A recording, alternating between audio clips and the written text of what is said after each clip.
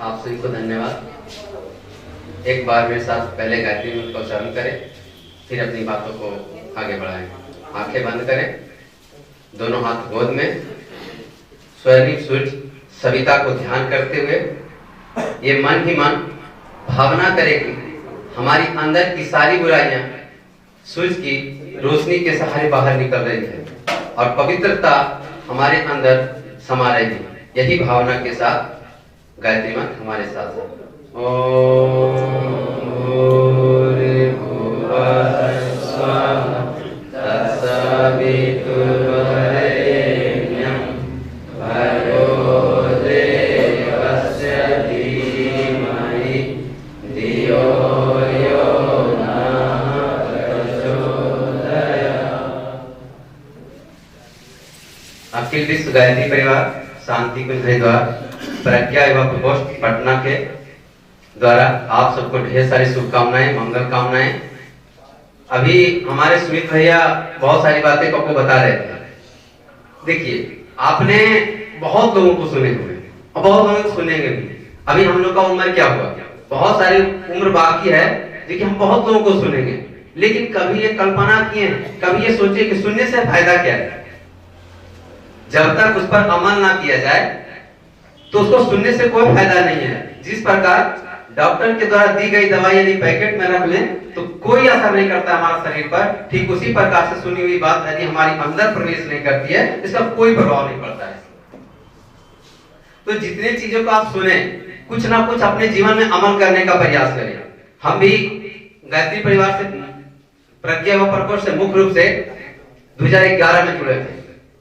2011 के जन्म शताब्दी वर्ष में हमने शांति कुंज में गया, कई दिनों तक वहां हम लोगों ने सेवा के रूप में रहे। वहीं पर अंतरिक्ष यात्री, आपको पता है अंतरिक्ष यात्री कौन थे? राकेश शर्मा, नाम सुने हैं? पढ़ने वाले भाई लगभग सब सुने होंगे। राकेश शर्मा से मुलाकात हुआ था विचार मंच पर, वहां मनीष भैया थे, हम लोग का वहां ड्यूटी लगी थी, वहीं पर उनसे मुलाकात हुआ। तो उन्होंने ऐसी बातें में बोले, हम लोग पूछते थे कि भैया डर नहीं लगता था, मतलब नॉर्मली बात करते थे। पहले तो लगता था, आज भी लगता है, कई लोगों को ऐसा लगता है कि मतलब कि राकेश शर्मा अभी भी है वो। तो कहने का मतलब उन लोगों ने बोले कि हाँ डर तो लगता था, लेकिन मेरे गुरु जो थे, मेरे शिक्षक जो थे और मेरे पिता, वो दोनों एक शब्द बोले थे कि यदि जब कभी अंतरिक्ष में डर जैसा लगे, भय जैसा लगे, तो आप आंख बंद करके गायत्री मंत्र का उच्चारण करेंगे तो अपने आप वो अंदर की चीजें बुरा, मतलब कि अंदर की जो डर है वो समाप्त हो जाएंगे। मैंने भी पहले करने का प्रयास करते थे। शुरुआत में मन भटकता था, इधर उधर सोचते थे क्या करना है, चल छोड़ो, कभी होता था कभी नहीं होता था, मतलब बहुत सारी समस्याएं आता था। कभी कभार ये भी सोचते थे जो 20 मिनट सुबह उठ के हम उसमें टाइम देंगे, बेहतर है 20 मिनट पढ़ लेंगे। जो 20 मिनट हम गायत्री मंत्र में समय देंगे, बेहतर है कि हम 20 मिनट पढ़ लेंगे। पढ़ने से हमारा ज्यादा बेहतर है, क्योंकि सब पढ़ने के लिए ही बोलते हैं। लेकिन फिर बहुत लोगों के सुनने के बाद मेरा अंदर एक बात आई, आखिर सब लोग तो यही नहीं कहते होंगे। मान लें हम कहें तो गलत है, सुमित भैया बोले तो गलत है, हमारे नीतीश भैया बोले तो गलत है, कोई और बोले तो गलत है। आखिर इतने लोग गायत्री मंत्र कर रहे हैं, इसका मतलब सब तो गलत नहीं हो सकता है। कहीं ना कहीं जरूर उसमें कोई ना कोई राज छुपा होगा, तभी जाकर के ये सारी लोग इसी बात को जिक्र करते हैं। तो मैंने फिर उस समय से करना प्रारंभ किया और फिर धीरे धीरे आप जीवन आगे बढ़ता चला गया। तो कहने का मतलब है, और आपको भी इतिहास, हमारे जैसे नीति से बोलते बहुत सारे लोग पढ़ाते हैं, जनरल के पढ़ाते हैं, स्वाभाविक के जीएस के पढ़ाते होंगे। तो वहां पर इतिहास का एक घटना आता है छोटा सा, कि आर्यों ने भारत पर आक्रमण किया था। आर्य जब भारत पर आक्रमण किया था तो ये गायत्री मंत्र लेकर के आया था, और गायत्री मंत्र भारत के लोगों के लिए कहना नहीं था, वो कहने के लिए नहीं था। गायत्री मंत्र केवल आर्य लोगों का था, यूनान के लोगों को था, यूरोपियन कंट्री के लोगों का था कि आर्य गायत्री मंत्र केवल वही करेगा। क्यों? क्योंकि गायत्री मंत्र का अर्थ होता है कि आपको नीचे से ऊपर तक उठाना, श्रेष्ठ बनाना। तो श्रेष्ठ बनाने के लिए एक मंत्र था गायत्री मंत्र, उन्हीं का साधना कराना प्रारंभ किए। हमारे पंडित श्री राम शर्मा जो एक स्वतंत्रता सेनानी के रूप में भी भारत को महत्वपूर्ण योगदान दिए, तो उनका भी कहना था गायत्री मंत्र से जब श्रेष्ठ होता है तो फिर हम क्यों, पूरा देश को क्यों नहीं श्रेष्ठ किया जाए। इनकी लोकप्रियता बढ़ाया गया, धीरे धीरे जाकर के ये आज भारत का एक विशाल रूप लेकर के खड़ा है हम लोगों को बीच। तो ये सारी चीजें हैं कि आपको भी करना पड़ेगा। देखिए कुछ भी करने से पहले, कोई भी सफलताएं से पहले मेहनत करनी पड़ती है। आप लोगों ने क्रिकेट का लगभग हर एक लोग उसका बहुत अच्छा से परिचित है, बहुत अच्छा से उसका एंजॉय भी करते हैं। आपने देखे कि हारा हुआ मैच को विराट कोहली जिताती है, लोग देश गर्व कर रहा है। हार गया पाकिस्तान अलग बात रहा, लेकिन वो भी कहता है नहीं भाई दम तो था बंदे में। लेकिन कभी इस बात पे विचार किए कि उस स्थिति में, उस परिस्थिति में खेलने के लिए उसे कितना मेहनत किया होगा? बहुत मेहनत किया है। उस परिस्थिति को झेलने के लिए उन्होंने बहुत मेहनत किया है, तब जाकर के वहां आए। तो यही बात है, सफलताएं हर लोग देखते हैं, लेकिन संघर्ष बहुत कम लोग देखते हैं। और जिसने संघर्ष देखने का प्रयास किया, जीवन का धन्य बन जाता है। हम लोग भी, मेरा भी क्लास है, ऑलरेडी कोचिंग चलता है बिहार शरीफ में। पहले पटना था, लेकिन अब शिफ्ट बिहार शरीफ हो गए, तो बिहार शरीफ में ही है। तो कहने का मतलब बहुत सारी परिस्थितियां आते हैं, बहुत सारे बच्चे आते हैं, सर मन नहीं लगता है, ऐसे नहीं होता है, पढ़ना बहुत चाहते हैं लेकिन नहीं पढ़ पाते, चाह कर भी नहीं पढ़ पाते, किताब उलटते हैं तो बुक में लिखा हुआ लेटर दिखना चाहिए तो फिगर दिखाई पड़ता है, डिस्प्ले बन जाता है बुक की।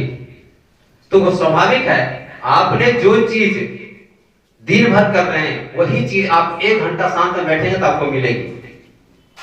एक बार एक व्यक्ति थे जंगल में, वो ध्यान कर रहे थे, मेडिटेशन मतलब कर रहे थे, तो आराम से ध्यान करते कर रहे थे, किसी से कोई मतलब नहीं, एक तौलिया बिछा दिया उस पर ध्यान कर रहे थे। और एक व्यक्ति था, वो जंगल लकड़ी लाने के लिए गया था और बहुत शाम हो गया, इसलिए उसकी पत्नी क्या की, उसी रास्ते से अपने पति को तलाश में खोजते जा रही थी। अपना धुन में, तो वो पति के खोजने के धुन में थी। इसी वजह से उनका पैर जो है उनका तौलिया पर रखा गया,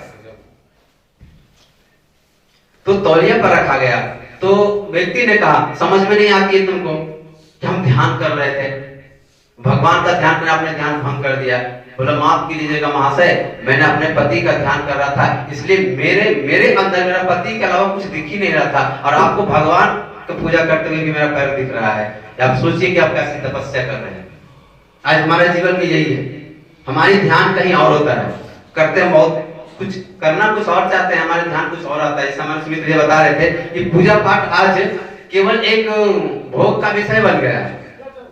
हम लोग, हकीकत बात यही है, आज भी पवित्रता का, भारत का सबसे महानतम, बिहार का सबसे पवित्र त्योहार छठ का सीजन चल रहा है, समय चल रहा है। एक पवित्रता, इससे पवित्र कोई त्योहार नहीं होता है। आप लोगों को पता है, या बिहार से ही उत्पन्न हुआ था, हमारे बिहार से ही उत्पन्न हुआ था।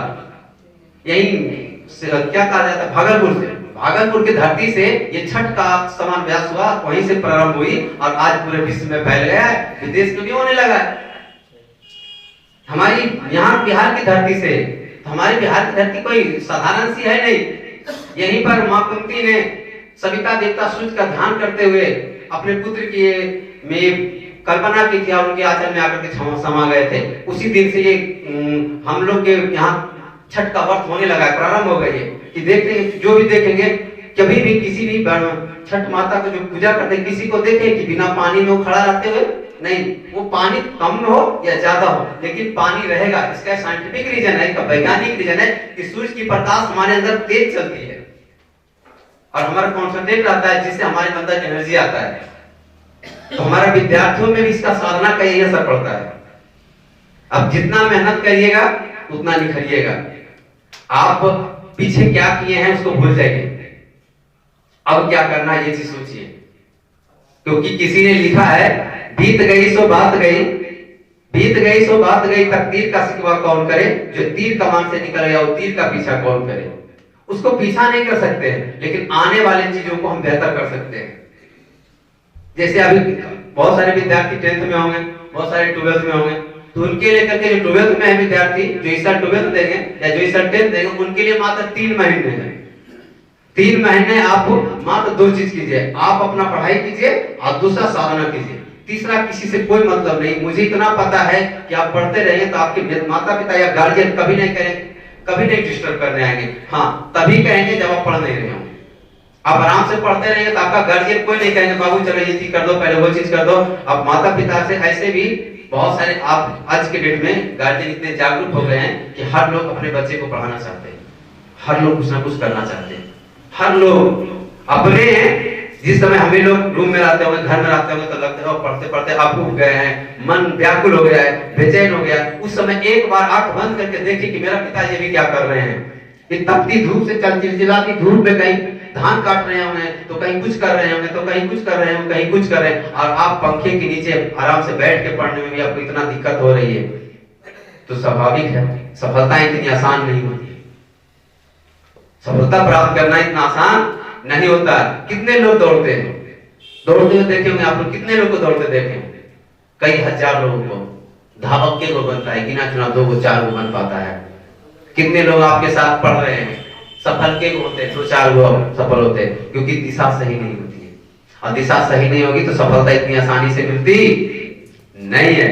सफलता प्राप्त करने के लिए दिन रात एक करना पड़ता है, चाहे परिश्रम करना ही होगा, चाहे जिस स्थिति में हो, जिस स्थिति में हो, जिस क्षेत्र में हो।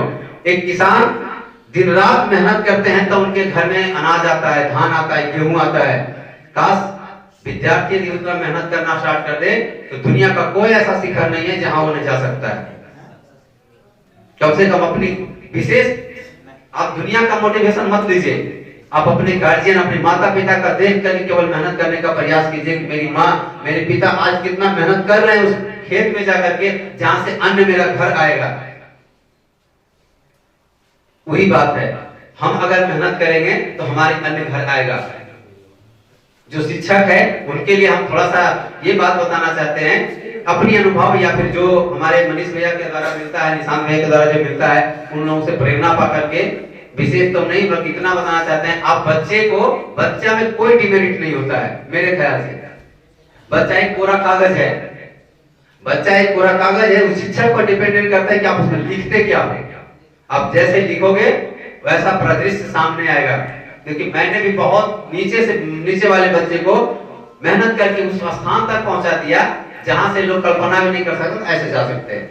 मैंने बहुत पहले 2000 लगभग 11-12 में सदरपुर संस्कारशाला में ज्वाइन किया था पढ़ाने के लिए। वहां पर बच्चे जब पढ़ते थे तो बहादुरपुर स्कूल था, बहादुरपुर स्कूल से 1 to 10 संस्कारशाला के बच्चे होते थे, या तो 10th का रिजल्ट हो या फिर स्कूल का रिजल्ट हो। क्योंकि हम लोग उसको शिक्षा के साथ संस्कार दोनों देते थे, और आम इंसान पर केवल शिक्षा दिया जाता है, संस्कार नहीं। आधे टीचर्स को, माफ कीजिएगा, आधा टीचर को तो ये पता भी नहीं होता कि संस्कार कहते किसको है, देंगे क्या, उनके पास होना चाहिए।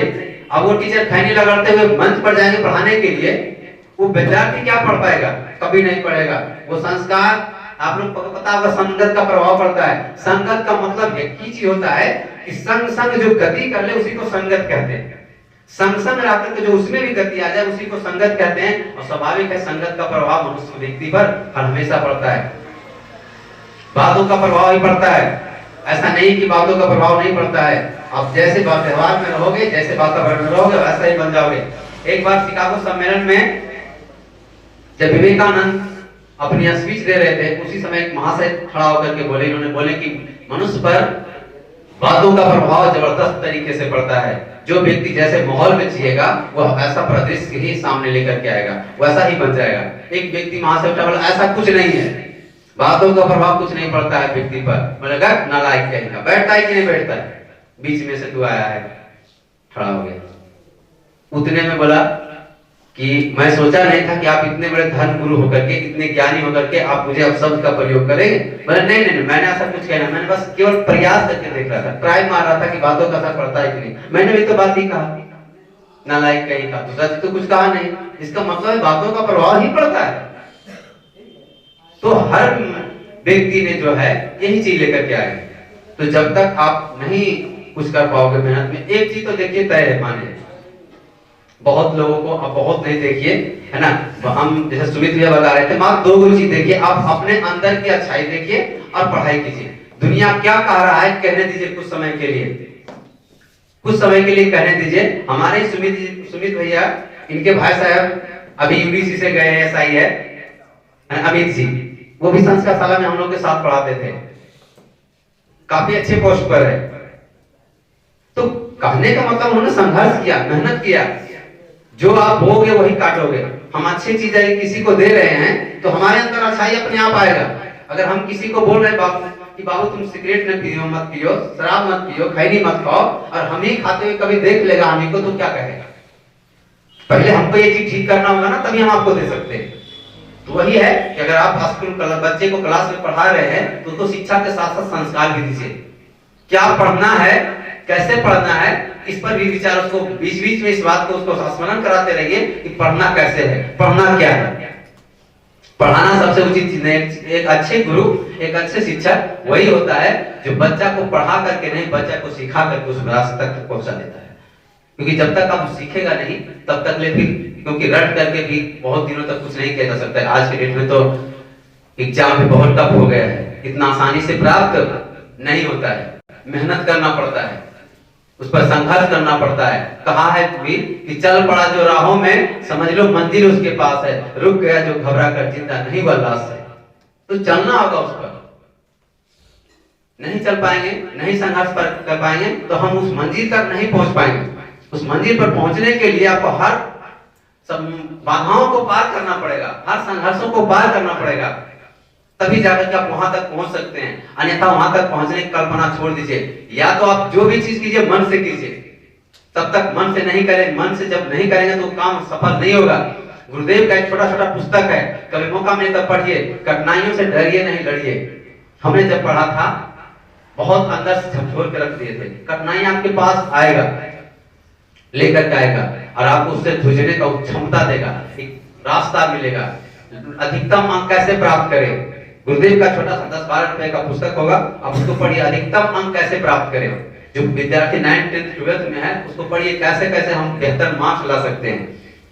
वो चीज एक है, और सब चीज के पीछे एक चीज है, आप अपने आप को, अब अपने आप को सुनिए। अब अपने आप को सुनने का मतलब ये मत है कि दूसरा कोई कहता है सुनाने का मतलब है सर बोलवे कि भैया वहां से अपने आप को सुनेगा तो माता पिता भाई बहन के सुनना क्या है, अपने आप को सुनेंगे, ऐसा नहीं। अपने आप को सुनने का मतलब अपने आप को अच्छाई पर रास्ते पर ले चलिए। अब अपने आप को तलाशिए, अपने आप को देखिए। जब तक आप अपने आप को नहीं देखेंगे तो फिर आगे नहीं सफलता प्राप्त कर सकते हैं। अपने गार्जियन का जब बात नहीं मानोगे, अपने माता पिता का बात नहीं मानोगे तो फिर कैसे क्या कर सकते हो। कहा भी गया है ना कि जो सांझ के ना होगा वो भोर का क्या होगा, जो सांझ का ना होगा वो भोर क्या होगा, जो माँ बाप का ना होगा किसी और को क्या होगा।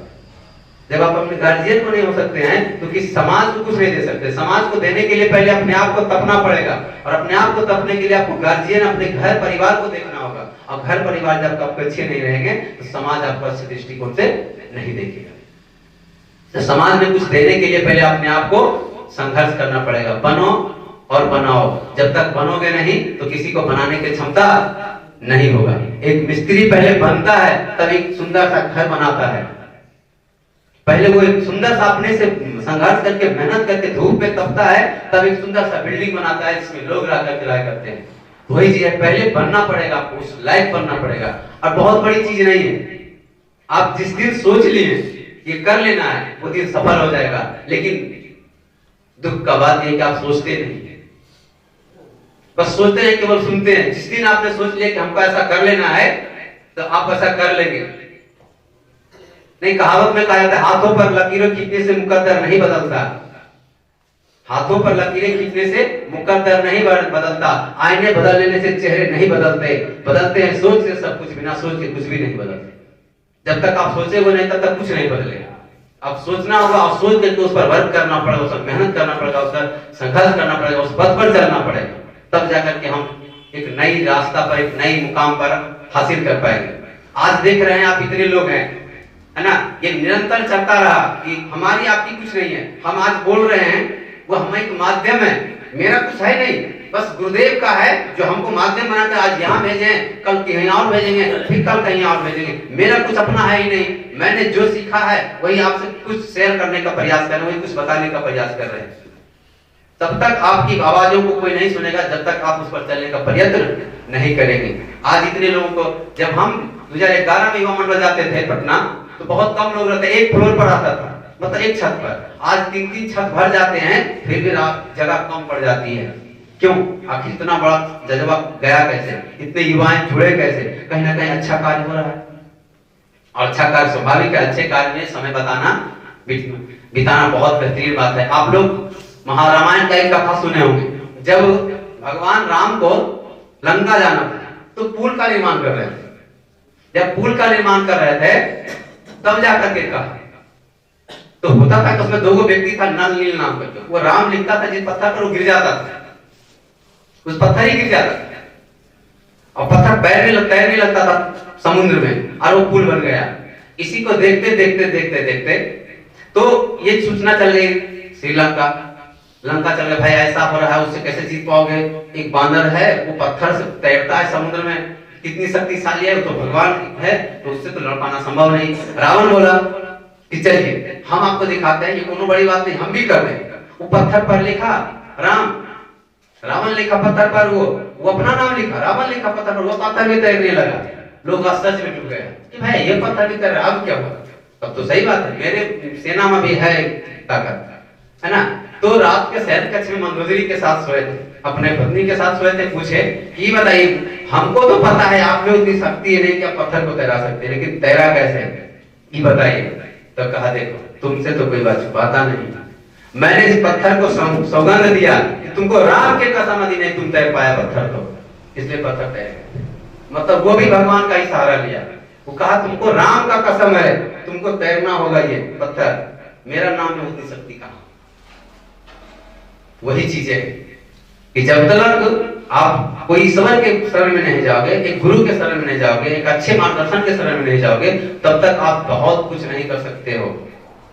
नकारात्मक विचारों से दूर तब तक नहीं रह सकते हो जब तक आप सकारात्मक विचारों का अपने अंदर समावेश नहीं करोगे। एक चीज को लेने के लिए दूसरी चीज को छोड़नी पड़ती है।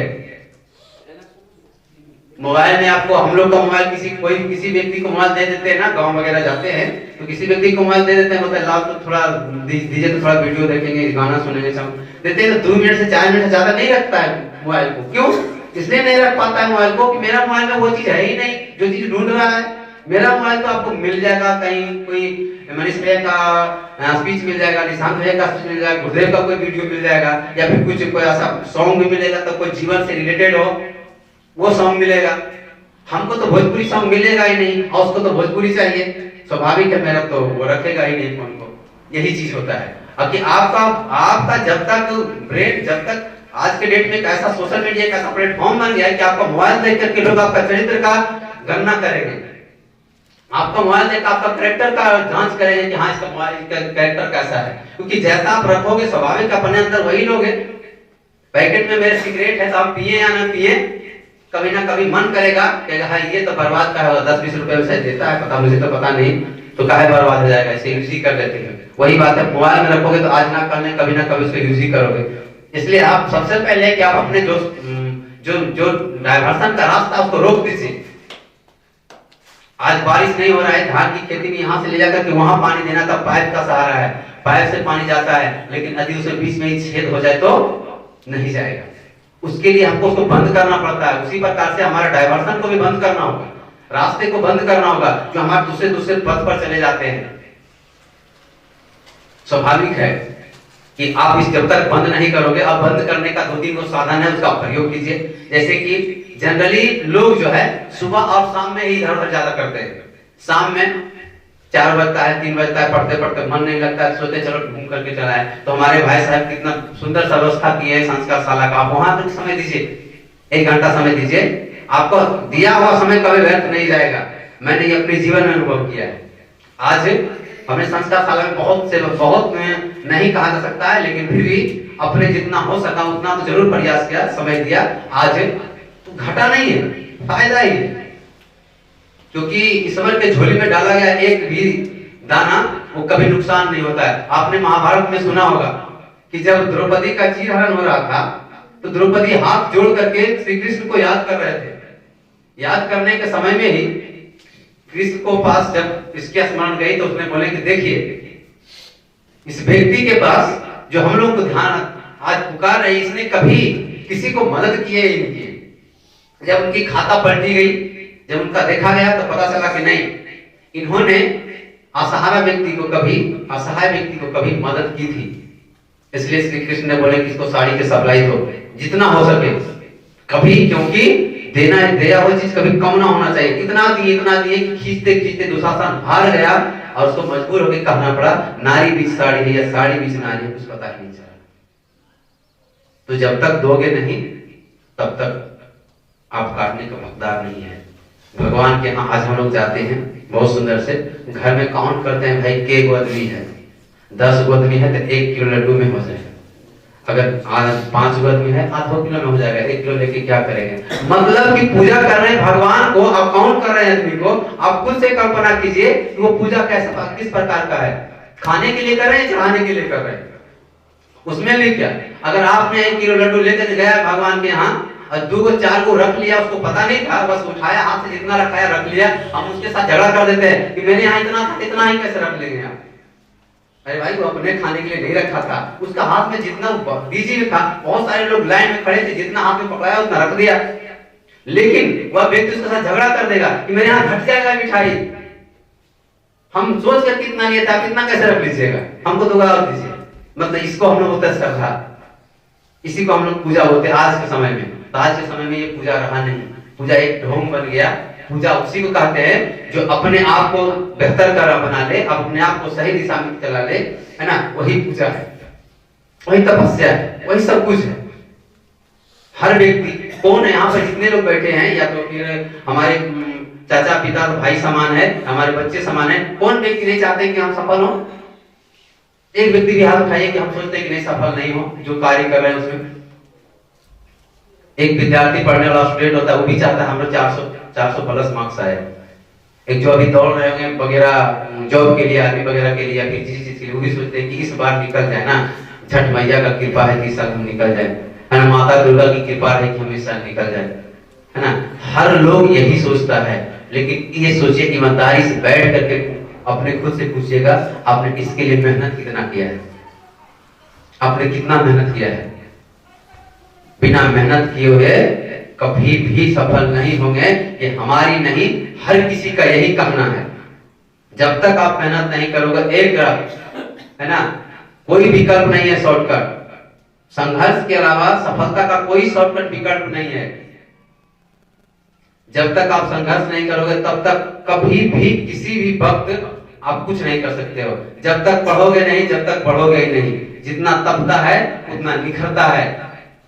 निखरने के लिए आपको मेहनत करना पड़ेगा, कठिन परिश्रम करना पड़ेगा, तपना पड़ेगा। केवल कहने से, सोचने से कुछ नहीं होता है। जब तक आप उस दिशा में आप कठिन परिश्रम मेहनत नहीं कर सकते हैं। आज हम लोग जितने भी देखते हैं लोगों को, उसका कॉपी करते हैं। कॉपी कीजिए, लेकिन कॉपी उस दिशा में कीजिए जिस दिशा में आप चल रहे हैं। पता चला हमको पढ़ाई कर रहे हैं, आप कॉपी कर रहे हैं किसी एक्टर का, तो उस फील्ड में आपको जाना ही नहीं, तो फिर कॉपी करने से क्या फायदा? पता चलता है कि हम लोग पढ़ाई कर करके हमको कुछ जॉब लेना है और हम किसी अन्य व्यक्ति का तलाश कर रहे हैं, उसका अच्छाई हम अपने अंदर लेने का प्रयास कर रहे हैं, तो उससे कोई फायदा नहीं होने वाला। कुछ क्षणिक सुख होगा, कुछ फायदा नहीं है। अब अभी आपका परीक्षा है, अभी आपका एग्जाम है, 3 महीने के बाद 10th का 12th का एग्जाम है। अब बताइए, वो अभी वर्ल्ड कप चल रहा है, सीजन चल रहा है, अब उसमें मोबाइल ले लेके बैठे रहेंगे 4 घंटा 3 घंटा, है ना। उसके बाद उस पर भी खेलने के लिए आता है ड्रीम 11, मुझे तो पता नहीं, कभी खेलता नहीं है ना, तो उसमें भी समय बिताएंगे आप। तो स्वाभाविक है आप एक बार में एक ही कार्य कर सकते हैं। दूसरे कार्य पर जाओगे एक तरफ छूट जाएगा। तो आप एक चीजें करें, दिमाग में बनाइए आपको करना क्या है, पहले ये डिसाइड कीजिए। आधा विद्यार्थी का तो यही डिसाइड नहीं है कि हमको करना क्या है, बस पढ़ना है, पढ़ रहे भाई, पढ़ के करना क्या है। कभी सोचे इस विचार पर, कभी सोचे कि करना क्या है? नहीं सोचे तो नहीं सोचे तो फिर कैसे कर पाओगे? हम भी जिस समय ऐसे थे बहुत सोचते थे, जो वैकेंसी आता था भर देते थे, कौन हो जाए चलो कोई दिक्कत नहीं, सारा वैकेंसी छोड़ दिया। अब एक वैकेंसी मात्र केवल फिल करते, बाकी सब छोड़ दिए। जाना है तो उसी में जाना है, नहीं जाना है तो जहां वहीं रहेंगे, गुरुदेव का काम करते रहेंगे, श्री राम का काम करते रहेंगे, समाज का काम करते रहेंगे, मेरा जीवन अपने आप सफल हो जाएगा। स्वाभाविक है कि आप एक दिशा में चलोगे, अगर रास्ता सही है तो आप मंजिल तक पहुंचोगे, लेकिन दिशा बदलते रहोगे तो आप कभी मंजिल तक नहीं पहुंचोगे। दिन भर चलते रहोगे लेकिन वहीं के वहीं रह जाओगे, कहीं नहीं जा पाओगे। अब हमको जाना है यहाँ से सिकंदरा पकड़ लिए, इधर पर भी गाँव लगा ली, स्वाभाविक है सिकंदरा पहुंच जाएंगे? नहीं पहुंच पाएंगे, क्योंकि हमको दिशा ही गलत है। हमको जाना चाहिए इस दिशा में, हम चले दिए उस दिशा में, तो नहीं जा पाओगे। वही बात है, हमको करना कुछ और चाहिए, कर कुछ और रहे हैं, तो कैसे उस मंजिल तक पहुंच पाएंगे? मंजिल तक पहुंचने के लिए हमका रास्ता सही होना चाहिए। और रास्ते सही होने के लिए हमारे अंदर में डिसीजन क्षमता सही होना चाहिए, और डिसीजन क्षमता को सही करने के लिए हमारे अंदर जो है अपने से अपने आप पर नियंत्रण होना चाहिए, और अपने आप पर नियंत्रण करने के लिए आपको गायत्री मंत्र का सहारा लेना ही होगा हर हाल में, और नहीं तो आप नहीं जा पाओगे। अब ऐसा भी नहीं है कि जो व्यक्ति गायत्री मंत्र का प्रयोग नहीं करते हैं, गायत्री मंत्र का ध्यान नहीं करते, मेडिटेशन नहीं करते, वो सफल नहीं होते। वो भी सफल होते हैं, लेकिन उनकी असफलताएं सीमित रह जाती है, बस वहीं तक। ऐसा नहीं कि वो सफल नहीं होते, सफल वो भी होते, लेकिन उनकी सीमित रह जाती है, और जो व्यक्ति उनकी सहारा लेके बढ़ते वो असीमित हो जाता है। आप लोग देखे होंगे, एक आध ऐसा व्यक्ति को देखे हैं जो कभी पढ़ा लिखा नहीं, बहुत लंबा चौड़ा घोटाला कर लिया है, देखे हैं कभी? नहीं, पढ़े लिखे ही घोटाला करते हैं, पढ़े लिखे ही ये चीज को कर पाते हैं। क्यों?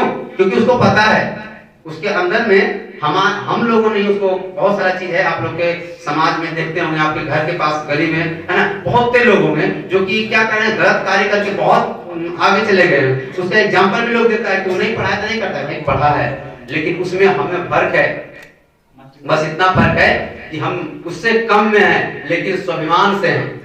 जब भी जाएंगे रास्ते में तो सर उठा के जाएंगे, किसी के सामने झुकाने की जरूरत नहीं होगी, और उनको जगह मिलने पर है ना, समय आने पर झुकाना पड़ेगा। आज झुकेगा इस तरह से ना कि फिर कह नहीं सकते। तो सफलताएं प्राप्त करना बहुत बड़ी बात है, सफलताओं को बरकरार रखना एक बहुत बड़ी बात है, और बरकरार रखने के लिए आपको कहीं ना कहीं अच्छे रास्ते पर चलना होगा, अच्छे मार्गदर्शन पर चलना होगा। अच्छे मार्गदर्शन पर चलने के लिए आपको इन सारी चीजों को प्रयोग करना पड़ेगा। जिस अच्छे कार्य में, हर जगह अच्छे कार्य में आप प्रयोग करें। आज भी हम जिस जगह है, जो जहाँ मेरा गांव है, आज भी हम है वहाँ बहुत समय तो नहीं दे पाते, लेकिन जब भी जाते हैं तो लोग एक आदर के साथ सम्मान भी करता है, जबकि हमसे बहुत एज के लोग हैं, बहुत अच्छी के लोग हैं, नहीं उस दृष्टिकोण से, क्योंकि ऐसा व्यवहार ही नहीं रहा है। तो वही चीजें हैं कि आप अच्छे के साथ रहोगे, जैसे चुंबक के साथ रहोगे तो रहते रहते रहते रहते अपने आप चुंबक का गुण आ जाता है, लोगों को सटाना प्रारंभ खुद से कर दोगे। तो यही चीजें हैं, है ना। आप पढ़ाई कीजिए या फिर जो चीज कीजिए, आप दिल लगा के कीजिए उस पर। बस इतना ही सोचिए कि मेरे लाइफ, मेरे जीवन का यही एक आधार है, यही सब कुछ है। अगर यही मेरा लास्ट है, अगर इसमें नहीं हो सका तो मेरा कुछ नहीं होगा। और उस पर एक जी जान लगा करके, है ना, भगवान के हाथों में सौंप दीजिए कि आपका आप ही के ऊपर है, मेरा काम केवल मेहनत करना है, और उस दृष्टिकोण से आप मेहनत कीजिए, आप सफलताएं निश्चित रूप से प्राप्त होगा। तो कहने का मतलब एक ही चीज है, हर लोगों का एक ही चीज कहना है ना। प्रयास कीजिए कि सारे लोग एक साथ मिलकर के कोई अच्छे कार्य को करने का प्रयत्न कीजिए, क्योंकि एक साथ करने के बाद एक भावनाएं जागृत होती है, और वो भावनाएं भी इतनी ताकत होती है कि हर दृष्टिकोण से आपको सही रास्ते पर चलाने के लिए प्रेरित कर देगा। और जब तक नहीं करोगे तब तक कुछ नहीं होगा। एक बात तो याद रखिए, बहुत सारे लोगों का आपके मन में बहुत सारा विचार आता होगा कि अब जाएंगे तो अब से पढ़ना है ना। तो कोई पढ़ने का कोई मुहूर्त नहीं है। लोग कहेंगे क्या, नहीं पढ़ना है, लेकिन अभी से नहीं, सोमवार से स्टार्ट करें। सोमवार बढ़िया दिन होता है। नहीं भाई, सब दिन बढ़िया दिन होता है। जिस दिन से आप शुरुआत करें वही दिन बढ़िया दिन होता है। बस करना होगा। जब तक नहीं कर पाएंगे तब तक कुछ नहीं कर सकते हैं।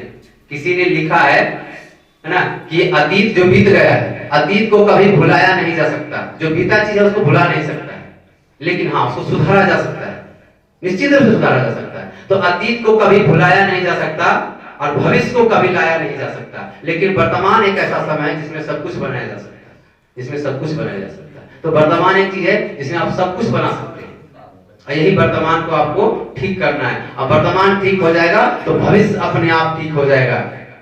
जब तक वर्तमान नहीं ठीक होगा, भविष्य नहीं ठीक होगा। एक बात तो याद रखिए मेरा मित्रों, यदि आप अभी 8 घंटा का मेहनत नहीं करते हैं पढ़ाई पर, तो आपको 24 घंटा किसी ना किसी कंपनी में काम करना पड़ेगा।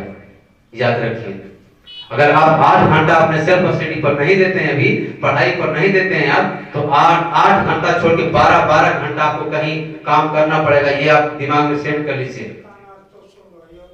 दोनों चीज में एक चीज आप अभी डिसाइड कर लीजिए कि आपको 8 घंटा काम करना है या फिर आपको 12 घंटा काम करना है। और अभी आप 8 घंटा काम कर लोगे, 6 घंटा पढ़ लोगे, तो आजीवन आपको 8 घंटा कार्य करेगा, और सब कुछ मान सम्मान सब कुछ मिलेगा। नहीं तो फिर 12 घंटा काम करने के बाद भी वो चीजें नहीं मिलेगी। तो बेहतर है कि हम 8 घंटा कार्य करें, इस पर कार्य करना पड़ेगा।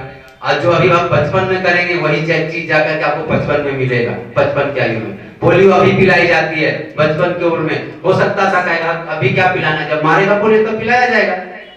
तब तो पता चलता कि भारत पोलियो मुक्त हो जाता, नहीं हो पाता। भारत आज पोलियो मुक्त देश है क्योंकि बड़े पैमाने पर इसका प्रयोग किया। तो वही चीजें हैं कि हम लोगों को भी अगर अंदर की बुराइयों को छोड़ना होगा तो अच्छाइयों को समावेश करना होगा, उस पथ पर चलना होगा। और जब तक चलेंगे नहीं तब तक कभी भी संभव नहीं है। गुरुदेव के विचारों का अमल कीजिए, अच्छे विचारों को लेते रहिए। प्रत्येक दिन जब भी यहाँ पर आयोजन होता है संडे को, तो आप आते रहिए। संस्कारशाला में भी आप समय देते रहिए, क्योंकि आप जब तक नहीं आप समय दोगे, एक चीज तो आपको पता है, जहां रोज जाते रहोगे वहां से उसकी दोस्ती हो जाती है।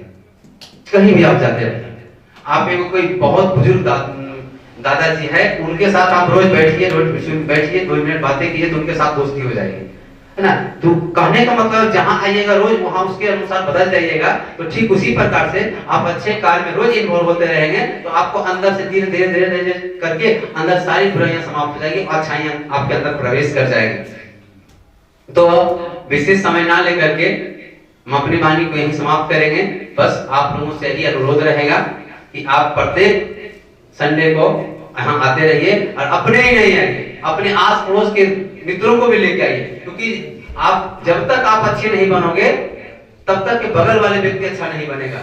आप अपनी अच्छाई से उसको धीरे धीरे अच्छा बनाते जाइए। यही हमारा जीवन का मुख्य उद्देश्य है, हमारा जीवन का आधार यही है।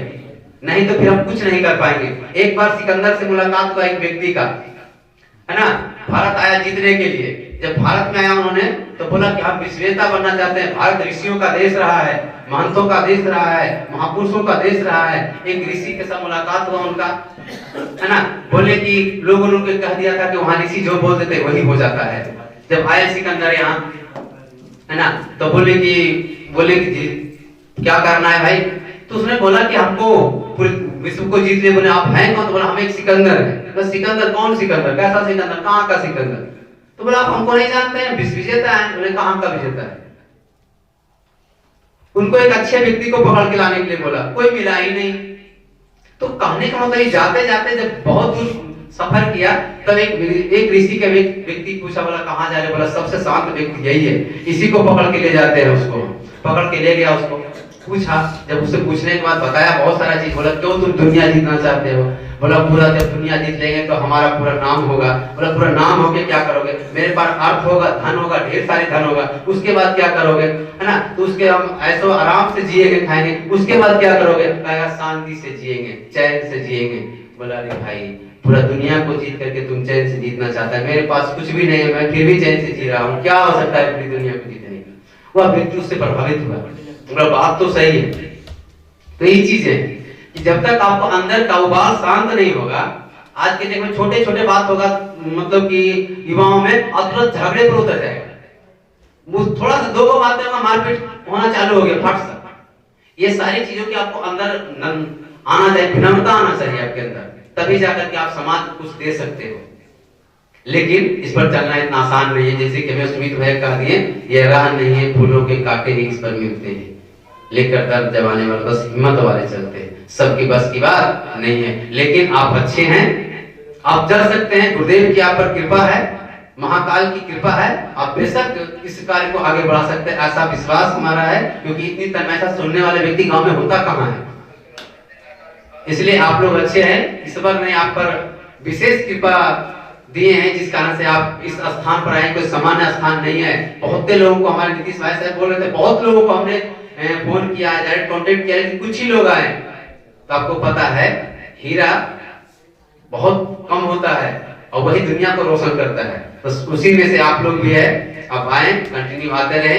विशेष हम अपनी वाणी को समाप्त करते हैं, बस एक दो शब्द कह करके कि फूलों की हर कली खुशबू दे आपको, फूलों की हर कली खुशबू दे आपको, सूरज की हर किरण रोशनी दे आपको। हम तो देने के कुछ काबिल नहीं, पर देने वाले हमारे गुरुवर हर खुशी दे आपको, देने वाले हमारे गुरुवर हर खुशी दे आपको। बहुत बहुत धन्यवाद।